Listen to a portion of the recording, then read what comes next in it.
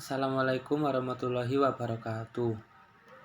Perkenalkan, nama saya Rafael Triandika, Saputra dari kelas 11 MIPA 1.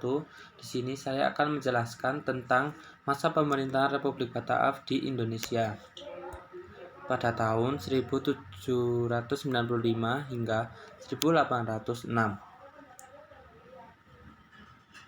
Pertama, proses pembentukan pemerintahan Republik Bataaf. Pada abad ke-18 terjadi perubahan tatanan geopolitik di Belanda. Muncullah kelompok yang menamakan dirinya kaum patriot. Kaum ini terpengaruh oleh semboyan revolusi Perancis. Yang pertama, liberté, kemerdekaan, égalité, persamaan, dan fraternité, persaudaraan. Berdasarkan ide dan paham yang digelorakan dalam revolusi Perancis itu, maka kaum patriot menghendaki perlunya negara kesatuan.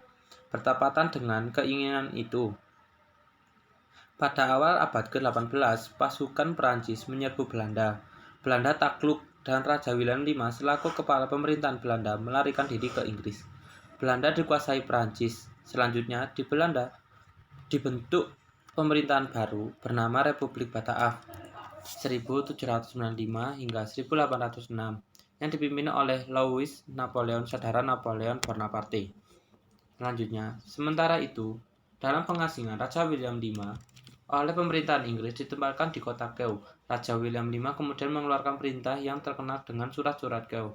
Isi perintah itu adalah agar para penguasa di negeri jajahan Belanda menyerahkan wilayahnya kepada Inggris, bukan kepada Perancis.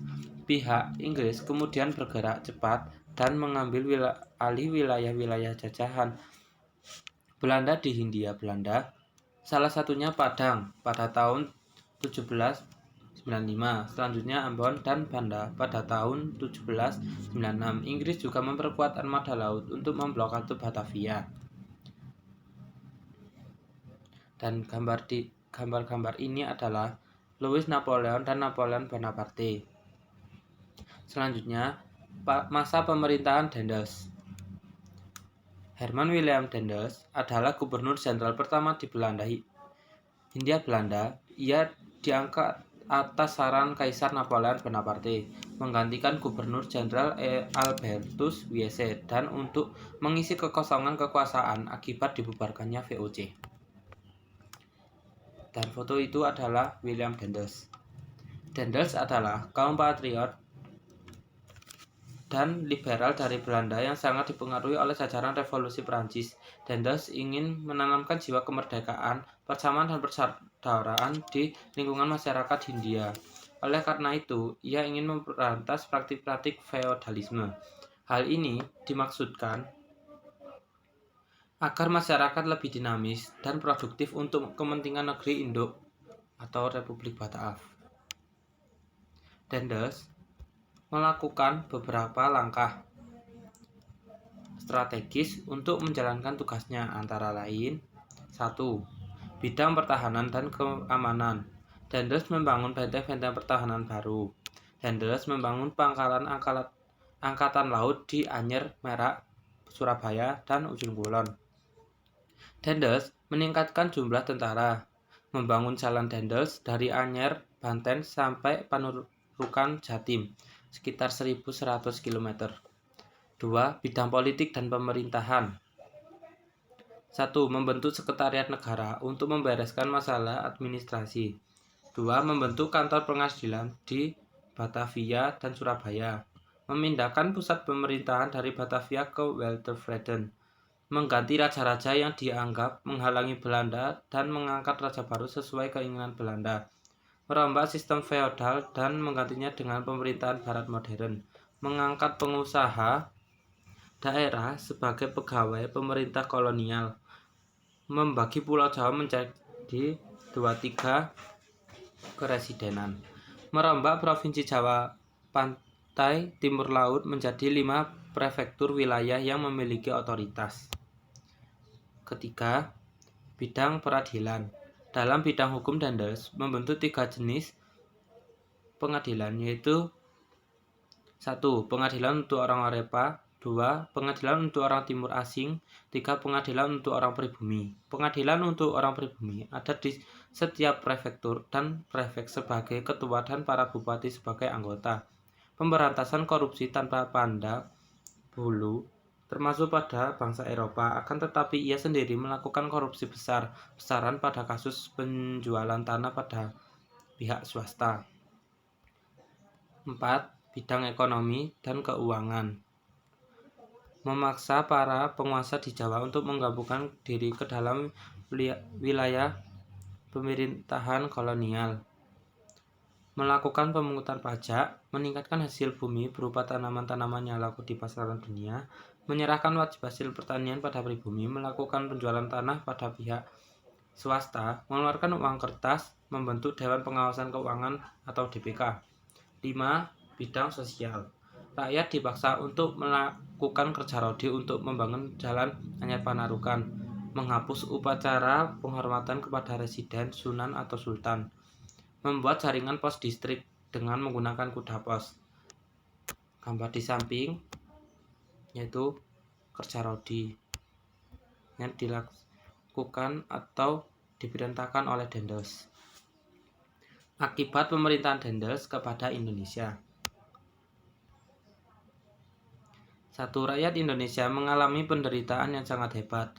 Selain itu, dituntut untuk membayar pajak-pajak pemerintah, mereka juga harus terlibat dalam kerja paksa atau rodi. Kerja rodi membuat rakyat yang miskin menjadi semakin menderita, apalagi kerja rodi dalam pembuatan pangkalan di ujung kulon.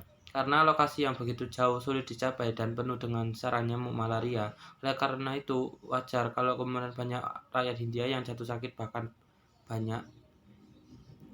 2. Penderitaan rakyat kecil semakin bertambah akibat dari tindakan sewenang-wenang para pemilik tanah. 3. Ribuan rakyat Indonesia meninggal dalam pembuatan jalan raya Anyar Panarukan. Dan foto itu adalah dari kerja rodi. 6. Akhir pemerintahan Daendels.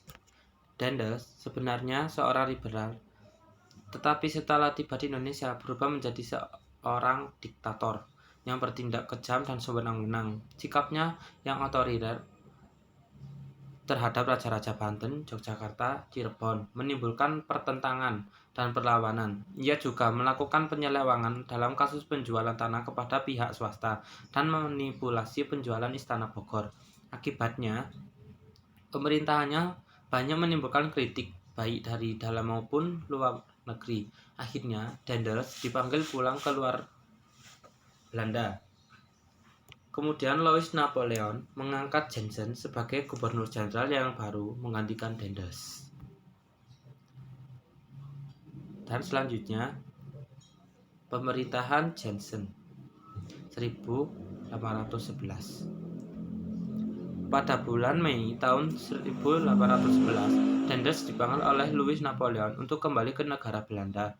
Sepeninggal Daendels sebagai gubernur jenderal, ia digantikan oleh Jan Willem Jansen yang sebelum menjabat sebagai gubernur jenderal di Tanjung Harapan, Afrika Selatan pada tahun 1802 sampai 1806.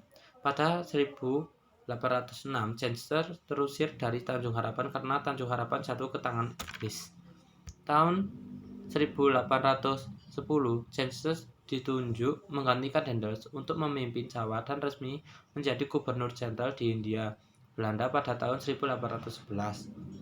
Jansen berusaha memperbaiki keadaan di Hindia Belanda, namun Inggris sebagai musuh dari Belanda pada saat itu telah menguasai beberapa wilayah di Nusantara. Di sisi lain, Lord Minto memerintahkan Thomas Stamford Raffles, pemimpin serangan Inggris, untuk menguasai Pulau Jawa.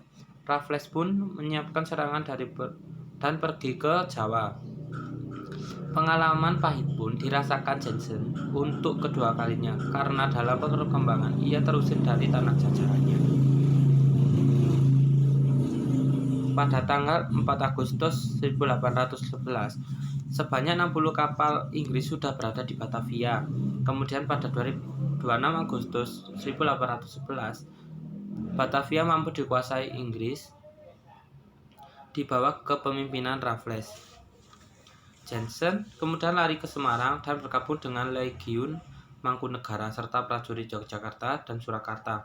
Pasukan Inggris masih mengejarnya hingga berhasil dipukul mundur. Jensen kemudian lari ke daerah Salatiga, tepatnya di Tuntang. Penyerahan Jensen secara resmi di pihak Inggris ditandai dengan adanya kapitulasi Tuntang pada tanggal 18 September 1811. Dan ini isi dari kapitulasi Tuntang. Isi perjanjian Tuntang, seluruh kekuatan militer yang berada di Asia Tenggara harus diserahkan pada Inggris. Utang pemerintahan Belanda tidak diakui Inggris. Pulau Jawa, Madura, dan semua pangkalan Belanda di luar Jawa menjadi wilayah kekuasaan Inggris. Sekian, terima kasih dari saya. Wassalamualaikum warahmatullahi wabarakatuh.